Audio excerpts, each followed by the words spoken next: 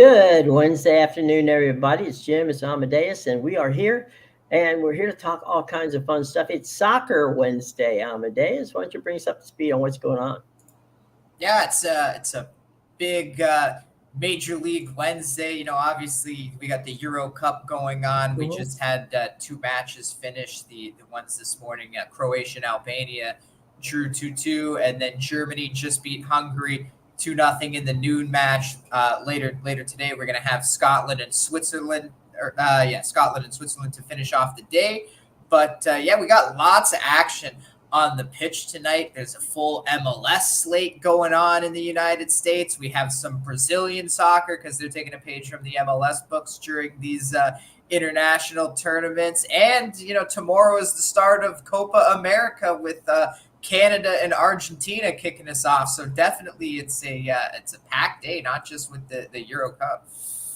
Well, and I think that the key here is, I think that and go on is that seeing um, that we're seeing people engaged in soccer all day long from a standpoint of maybe they're at work, but they've got off to the side, maybe on their phone or whatever. They're listening or watching to the Euros, and then they go home and catch up on the MLS.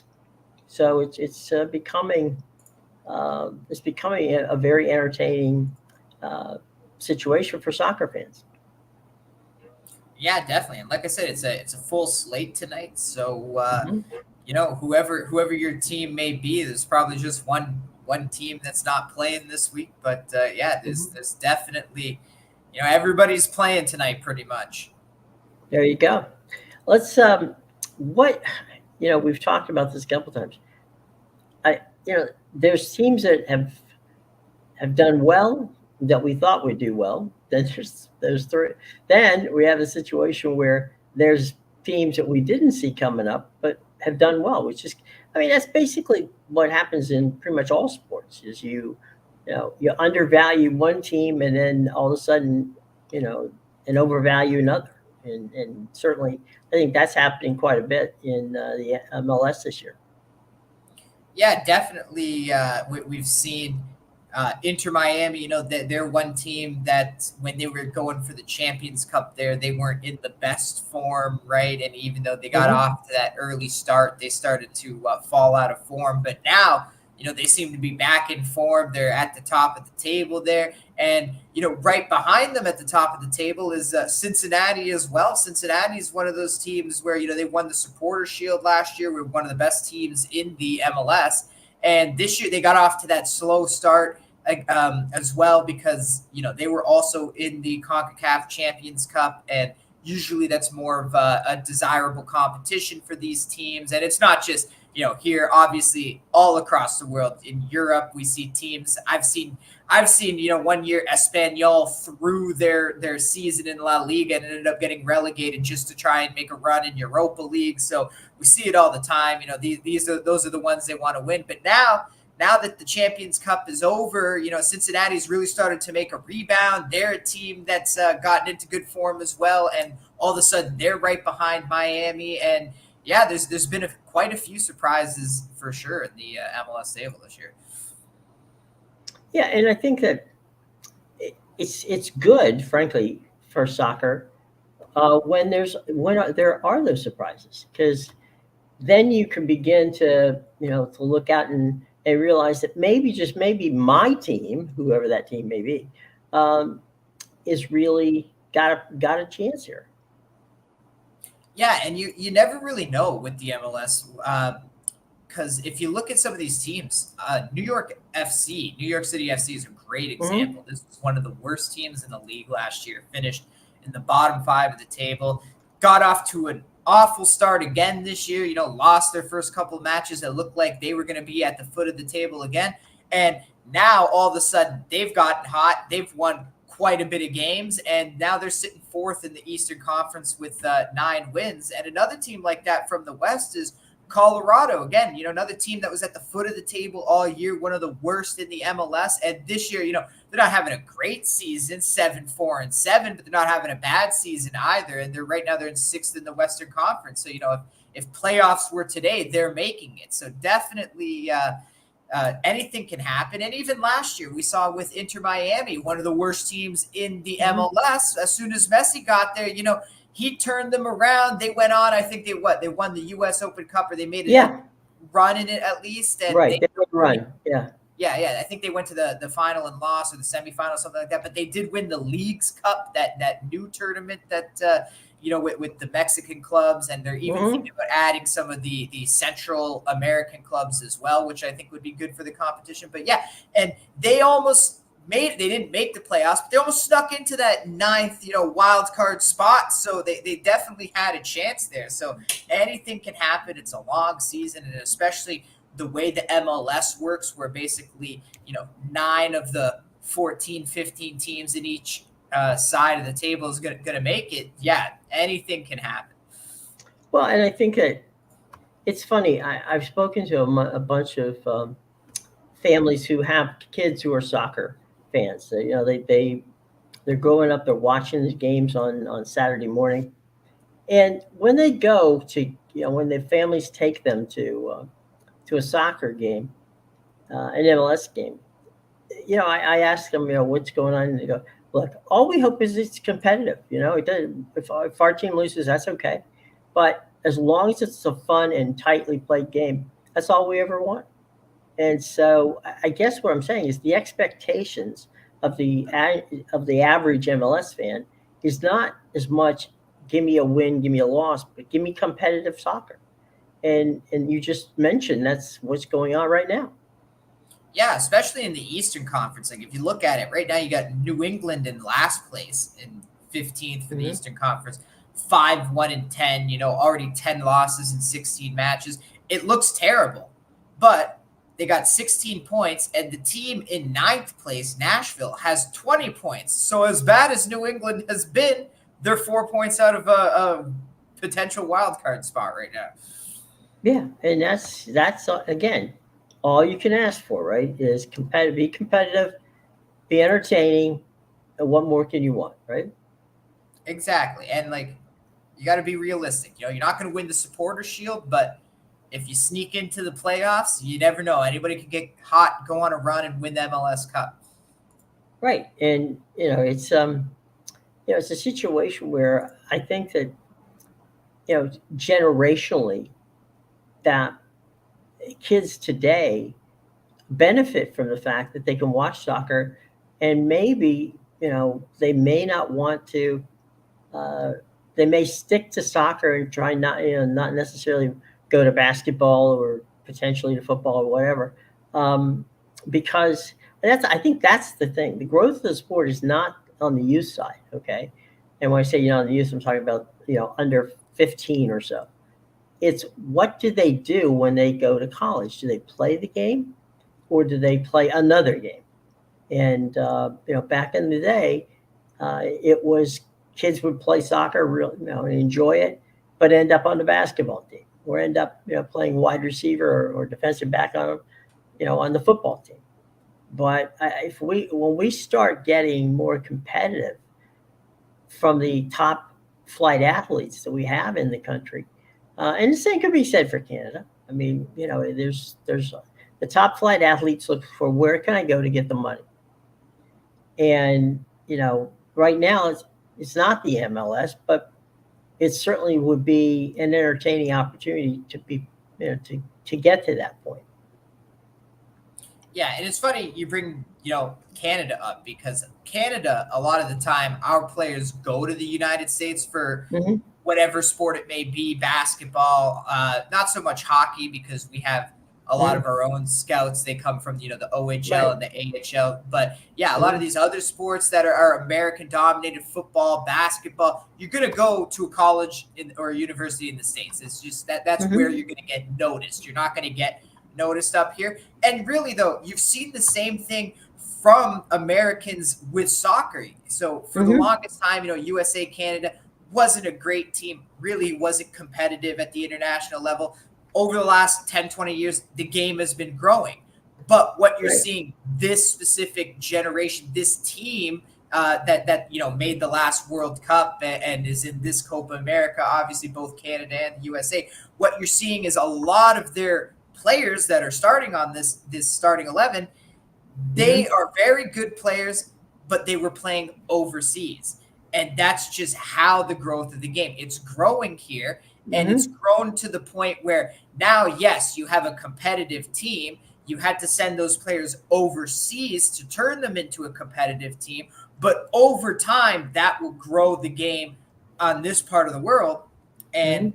you know, maybe one day, 10 years from now, you don't need to send a player across seas because as they're growing up, the MLS has the proper ranks for them to come up and get noticed and get that, become the star they can be. So, Right.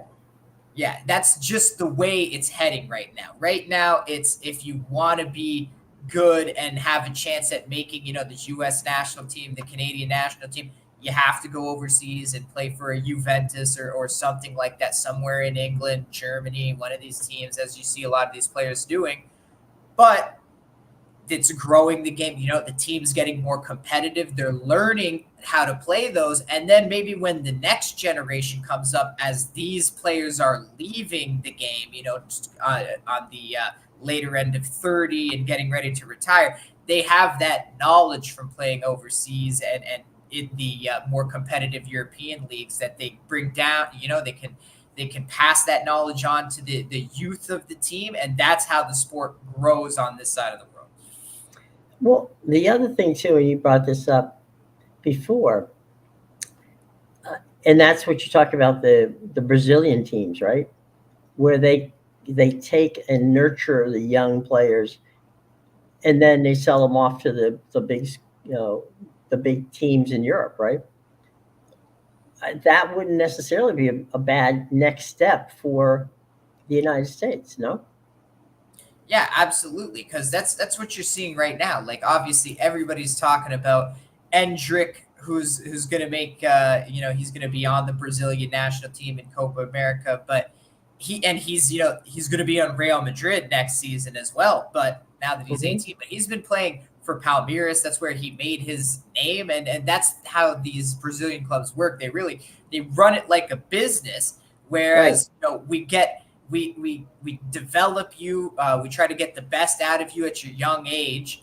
For those years before you turn 18, really, we Mhm. sell you off for a large amount of money to one of these Real Madrids or Barcelonas or something that's going to come along and develop you further. And then they use that money to reinvest back into the squad. And now you go maybe find a player as a replacement, or you search the young ranks again and maybe you find a 14-year-old and say, okay, this is someone to keep an eye on. Maybe we give them a shot to play for the big leagues. So definitely something the MLS should consider for sure. Well, and I think that the good news that would be you're basically saying, okay, you could do a contract where they play 4 years or 5 years in England, but they have to come back to the club eventually. Yeah. And so then you're guaranteeing that you will create a superstar that is not going to end up playing for you. Yeah, and there are things like that, right? Like you can loan players Mhm. out in soccer. That's Right. something you don't That's really what, see a actually, lot I'm in glad you this. brought that because that's what I was thinking. I could Yeah, remember it. and that's what you do, right? You loan out a player, and you don't put an opt in for the team to buy him at the end of the loan. Uh huh. Yeah, and And that's how you get that contract out of it. that would be cool. Yeah, 100%. We see it all the time, right? We see a player gets loaned for Hmm. 2-3 years to a team just so because the player was young. Like Barcelona, for example, was already thinking about they haven't even had Vitor Roque for less than a year, and they're already thinking about he played a few games for them this last season, and they're already thinking about loaning him out next year so he can develop on maybe another team where the competition is still good, but it's not like La Liga because obviously they felt he struggled a bit in his performance there. But Barcelona, they got that young kid playing for Spain right now. So Barcelona's a team that's really farming a lot of they're trying to farm a lot of these kids, find them and just bring them in and develop them. Does it make any sense? I'm throwing this out there from a soccer standpoint. Would it make any sense to for the MLS to create academies, or is playing college soccer, sufficient? Or you could keep them both, actually. So yeah, that's the problem, right? Academies I think academies are the way to go, but it's hard with the MLS because of the way it's structured with the colleges and the draft, right? Not a lot of other teams have a draft, and so this would be something, right? Like if Philadelphia, for example, wanted to open up an academy, the Union, right, and they opened it up to any kids in the area that want to play, right? And they grow up and they play for the Philadelphia Union Academy. Well, that's something that the MLS, they don't have control over that, the way that academy's Philadelphia's, and they can do whatever they want with those players. Right. They can call them up, play for our team. We could sell the player off to another team if we want to, right? And so I think by doing that, by opening the academies, it would kill the draft and the players coming out of college. And that's why I think they avoid doing that, because you could essentially start your own academy, and you could be developing a player since they were 8 years old. And that's going to be, this team, we got a team of superstars here at 8 years old, and we're going to develop them. And we're going to, 10 years from now, this is going to be the team, right? Well, then that's a team that doesn't need to draft anybody. If every team in the MLS is doing this, then all of a sudden the value of the draft goes down. And obviously there's no point in even going to college to play soccer, because you're not going to get noticed. You should have been enrolled in one of these academies and playing for a specific team for 10 years. So it's tough in the MLS specifically, the way the league is structured right now. What if, okay, I've got another thought. IMG in Bradenton has an academy, okay, where you can play football, you can play basketball, you can play. They've got all the major sports at the academy in Bradenton. They built, in essence, a private school. Okay, it's a private, high school. You can come to IMG Academy from anywhere in the world and play, but you have to enroll in the school. Okay, so they are a recognized team in the state of Florida as a high school team. They play against all other high school teams in the state of Florida. Okay, regardless of the fact that most of the kids that are in there don't even come from the state of Florida.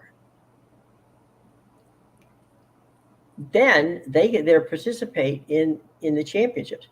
Why wouldn't they, if IMG or somebody who has this kind of money puts up a collegiate academy, would that work? Well, and then have that play against other colleges, right? Yeah, you definitely could do that. See, I already see a bit of a problem. I'm surprised they're allowing that, just because I think it's a bit of a competitive advantage for IMG doing that, and then competing against, because high schools, obviously, if you're really taking sports seriously from that young of an age, you're looking for the best high school, and maybe that they go on to good colleges and things like that, and then get drafted. But at the same time, if you don't have that luxury and you're just going to the local high school or whatever it be, it seems just as a bit of a competitive disadvantage for some of these schools that are maybe putting together a team based off the players that they have going there. Whereas this one is bringing in, people, kids from out of state and things like that. But I mean, if it's already being allowed down there, it could definitely work at the collegiate level. I see no problem if this is something that's getting away at the high school level. That's a great idea. We just gave IMG an idea, right? Give us a call. Yeah. We're the ideas people. Yeah, they're also my agents, so I can call them. But these academies, By the way, for the record, IMG has never won a Florida State championship in any Okay, sport. so Okay, now they've been in championship games, but they just can't get over that hump with the quality of play that some of these high schools. Um, but this is done a lot though in this country in basketball. Let's set aside IMG. There are academies where you go and play. Kevin Durant was in D.C., went and played for an academy in Virginia, who recruited him there to play basketball. Now the academy was a school, a bona fide school. So I mean, they exist. I just don't see why they couldn't be funded, or the school couldn't be funded by, an IMG, a CMA, or for that matter, some university that wants to work in that regard. These guys were NIL before there was NIL. yeah, well, definitely with the way the sport is evolving and has been, Right. or sorry, all sports and general collegiate Right. sports have been evolving over the last few years. This may be the future then, right? This might Yeah. be just something that maybe it doesn't have a lot of steam right now, but as we continue to go down this NIL hole that we're going down Yeah. and things like that, we could end up being that. Why are we even including colleges? Let's just open academies. If you're a professional athlete, we'll start, almost like Olympic training, right? For some of these other niche sports. So, yeah, you just go to the academy, whatever. We'll set you up with, private teacher, whatever. You do your studies there. So that, who knows, that could be the future, because sports are definitely changing at the collegiate level for sure. Right. And if we've carried out one point further, right? If they did that, now if they had already, I'm sorry, if colleges had already done that with college football, there would be no reason to be arguing about what conference you play in. You could be anywhere and play. It doesn't matter. I mean, if it was maybe let's say you set up regional teams, and this is, but you wouldn't have to change conferences. And I think they would have ended up, frankly, with a bigger payday. They could have offloaded the sport. In other words, football would be different. It would be away from the actual school, from a standpoint of they'd be run like a business, as opposed to run like a college, which screws up the business. Yeah, that's the thing, right? Like you could have, the Ohio State football academy or whatever, so it's still run by the school, it's funded by the school, Right. but then that way, they already want to kind of be treated like its own separate entity and not have to follow some certain rules. So yeah, then you could circumvent all of that and just go do your own thing doing that, and convince a bunch of the larger college and universities, let just open up your own academy. Let's start doing. You got and it doesn't have to be a specific academy, right? Just have a sports academy, and then do if you're taking basketball seriously, you got it's the basketball academy, it's the tennis academy, it's all in one. And if you're a professional athlete, you're just going there, and then then the campuses would be left for obviously just regular studies and the Right. the other degrees that you're working on as well. Obviously, Right. These athletes are getting degrees, but if you're going to put them in this situation where they're trying to be professional athletes, then I guess it kind of makes sense where you would take them out of that environment and let them, give them tutors, things like that. But it's interesting. This could be the future. It's an interesting concept for sure. Yeah, and I think that it would take away a lot of the grief that we're seeing now. I've also talked to guys about the fact that it's something that you and I have spoken about too. And when we were talking about putting this type of thing together, this type of league together, we said if you had, let's say, 40 teams in this elite league, but the bottom 5 or 10 could be relegated, so that the teams that are playing football and could be elevated to take those places, what an amazing situation that would be. Yeah, I'm always for the promotion and the relegation. So Right. maybe that's what needs to be done, right? Because then that way it's earn your spot if you want to be a top Yeah. academy, right? Mhm. It doesn't really matter the name of the school that's attached to it. You got to show it on the field.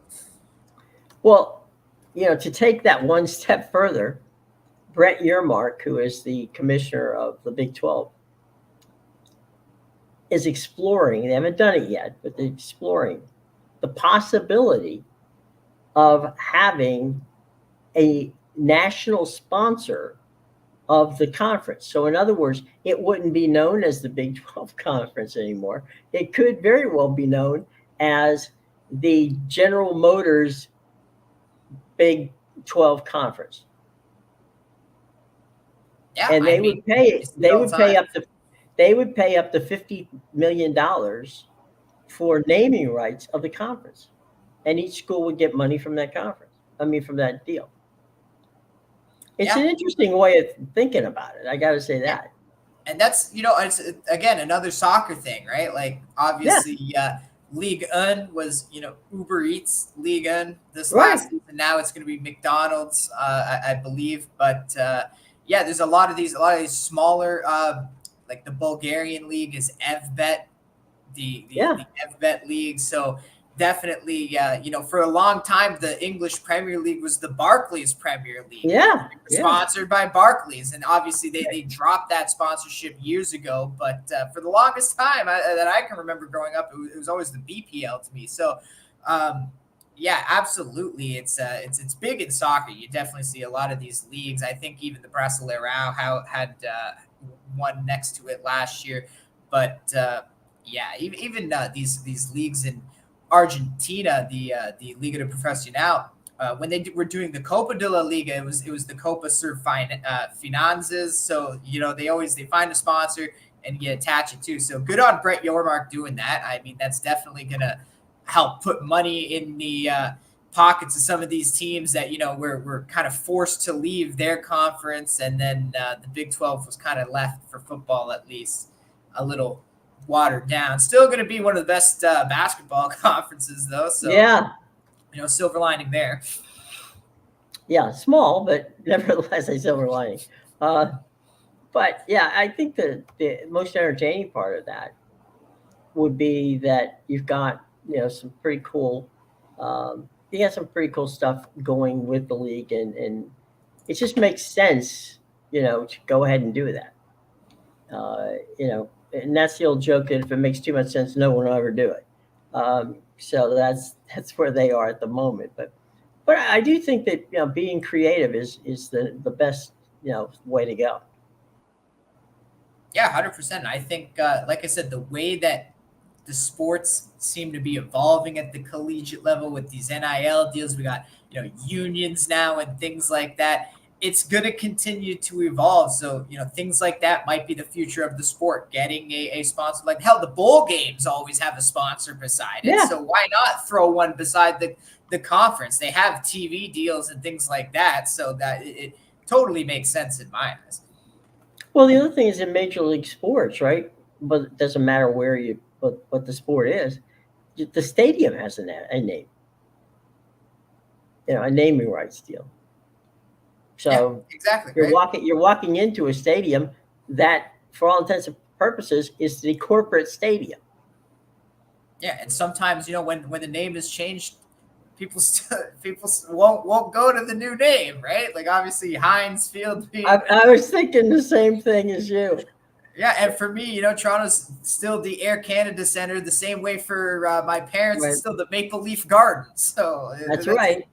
that's That's right. the yeah. We have a sportscaster here in I'm sorry, weatherman here in the Baltimore, Washington area that refuses to call um, where the Ravens play M&T Bank Stadium. He refuses to call it M&T Bank. He calls it the Russell Street Coliseum because it's on Russell Street in Baltimore. So he just says, "Yeah, when the Ravens are playing at the Russell Street Coliseum," and I remember a couple of guys going, "The hell is the Russell Street Coliseum at?" I said, "It's where M&T Bank is. It's on Russell Street." Um, so yeah, they basically are, are sitting there going, okay, you're gonna call me that name, and I mean, I know Billy Hillgrove, and I go back decades. Um, and Hillgrove, the voice of the Steelers, to this day, it took him almost 7 games to go through the first season that they changed the name of the stadium to actually get the name right. And he's contractually obligated to actually say it, uh, but he couldn't remember it because it's been Yeah, well, Heinz for so long. And then there is still the Heinz ketchup red zone uh, for for that. So it's kind of like, okay, well, are we Heinz or are we at they're the was it Adventure? I can't yeah, it's remember like the it's Acrisure, and that's the best part is like it's an insurance company from Michigan. It's not even in Pennsylvania, so yeah, uh, Acrisure Stadium. yeah. Good luck with that. But yeah, Yeah, we Steel, see this slip ups like that all the time. Even with all the teams that have been getting renamed recently too. There's slip ups there because that's the right. thing when you've been calling a team one name for 20 plus years, it's Yeah, hard to change, right? it's impossible. I mean, you have a generation of people that know it is some one thing, and then you want to change it, and then you expect them to remember it or care about it.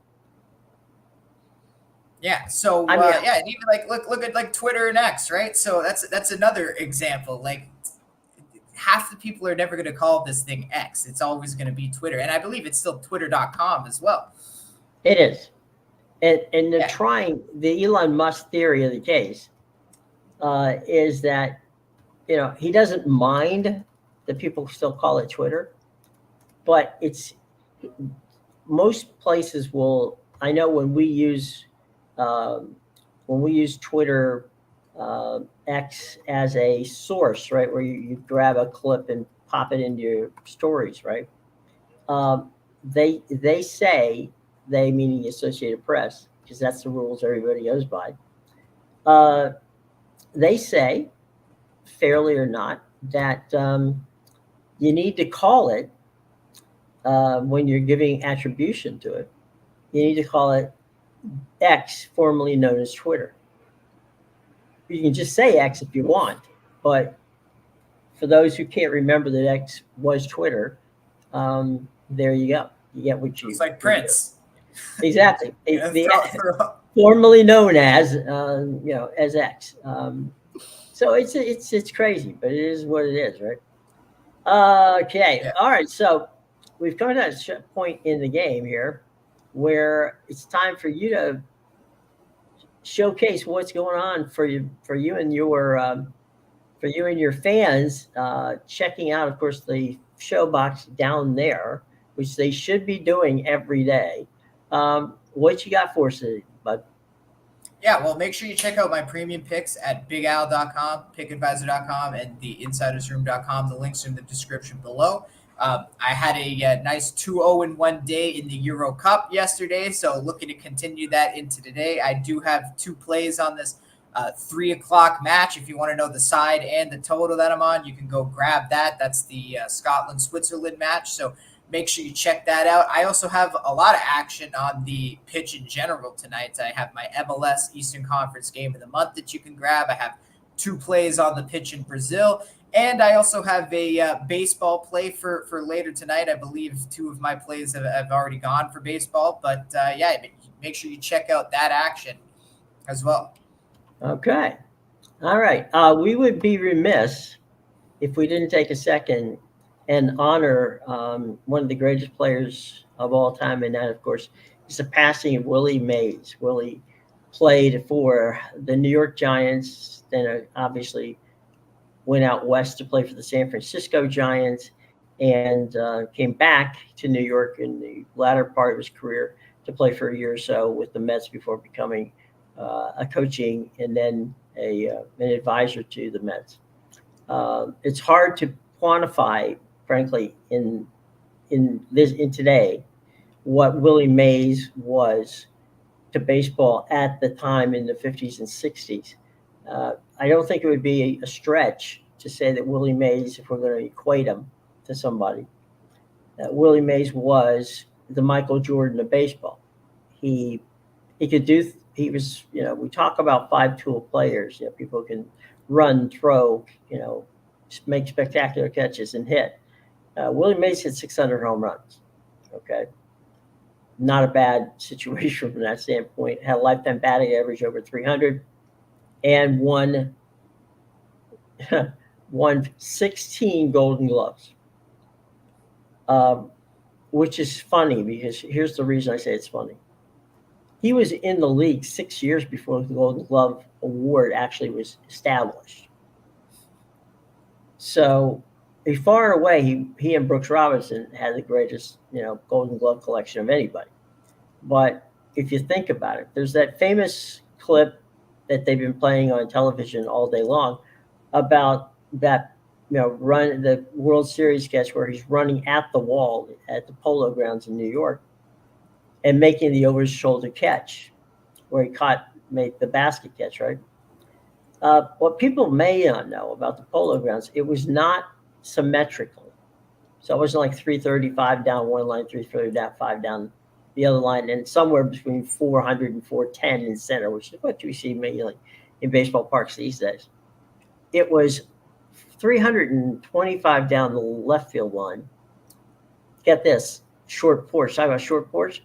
It was 300 feet down, if you could pull it, down the right field line. But here's the kicker. It was 461 to center field. So if you watch that video, the film, of Willie Mays making that catch, he caught that ball at about the 410 mark of center field. Yeah, that's a large field. It was so big, center field in Polo Grounds, and also in Forbes Field in Pittsburgh, that they parked the batting cage in center field because they didn't think anybody could hit it. Now, obviously, for World Series, they took it out, but Mays caught that ball over his shoulder at about 410 feet away from home plate, and then turned, as you can see in the video, turned and threw the ball into the second baseman within seconds after he caught it. So, the Say Hey Kid was pretty amazing. I got to see him as a kid playing San Francisco Giants with Barry Bonds, Orlando Cepeda, Juan Marichal, and some of the Giants greats. He played in a stadium, Candlestick Park in San Francisco, before they built the bowl part of it there. And you'll also see a great catch that he makes with Barry Bonds. They almost killed each other. They hit a fence together at the same time. And if you look out there, you'll see that before that center field bleacher was there for the 49ers, you could literally see Candlestick Point is literally right on the water, and it's got a perfect view of the naval facilities in San Francisco. So you would look out as you looked out the center field, you could literally see battleships and aircraft carriers and these amazing ships that were in harbor at San Francisco. If you figure that Willie Mays played in that stadium where the wind is blowing in from off the water, Lord knows how many home runs he actually could have hit if he didn't play in that ballpark. So anyway, to wrap it, put a button on this one. He was one of a kind, probably the greatest player, all-round player certainly in National League history, perhaps even Major League history of his age. And we will miss the Say Hey Kid.